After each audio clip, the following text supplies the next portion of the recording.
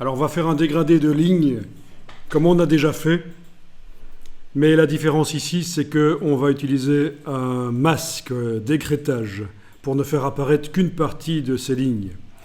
Donc un peu comme je vous ai montré le dégradé à l'ancienne dans Illustrator, mais pour obtenir du graphisme. Donc on va faire un nouveau document.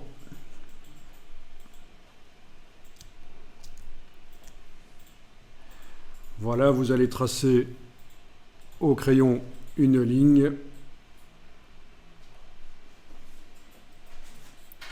Vous allez, avec la touche Alt et la flèche noire, la déplacer de manière à obtenir une copie.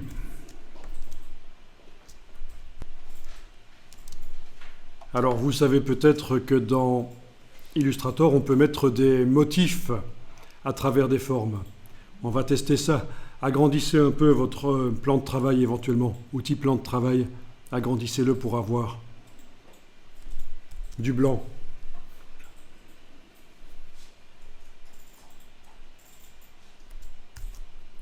Tracez un cercle. Voilà. Avec la touche majuscule et l'outil ellipse, vous obtenez un cercle. Et alors on va aller mettre des motifs dedans.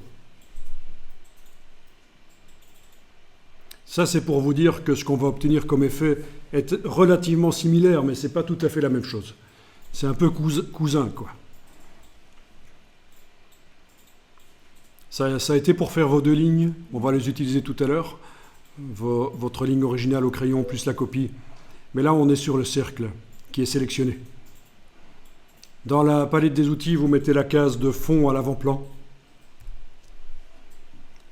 Et vous allez chercher dans la palette nuancier, menu fenêtre nuancier, vous allez chercher les motifs. Il y en a deux là. Pompadour, voilà. Feuillage. Alors certains motifs ont de la transparence. Ça ne se voit pas ici, mais il y en a certains qui ont de la transparence et d'autres pas. Donc il y a deux manières de voir s'il a de la transparence ou pas. Afficher le damier de transparence. Affichage. Afficher le damier de transparence. Voilà. Les deux motifs ont de la transparence en fait, hein, ça se voit. On voit le damier de transparence. Là, je suis allé dans Affichage, afficher le damier de transparence pour voir la transparence, puisque je pense que je vous l'avais déjà dit, mais dans Illustrator, c'est pas du blanc au fond, c'est de la transparence. Les objets sont entourés de transparence, mais pour que ce soit plus agréable pour les yeux, ils vous montrent du blanc en fait. Là, je vais aller masquer le damier de transparence. Affichage, masquer le damier de transparence. Ce qu'on pourrait faire aussi, c'est mettre un objet derrière celui-là.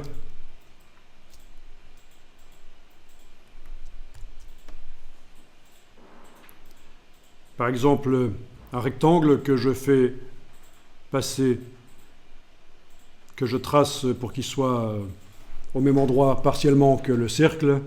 À la place du motif comme fond, je vais lui mettre une couleur unie. Voilà.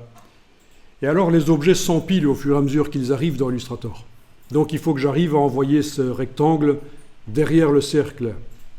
Deux manières de faire. La manière ancienne, objet, disposition, arrière-plan. Ou alors, palette des calques, qui me permet bien sûr de gérer l'empilement des objets.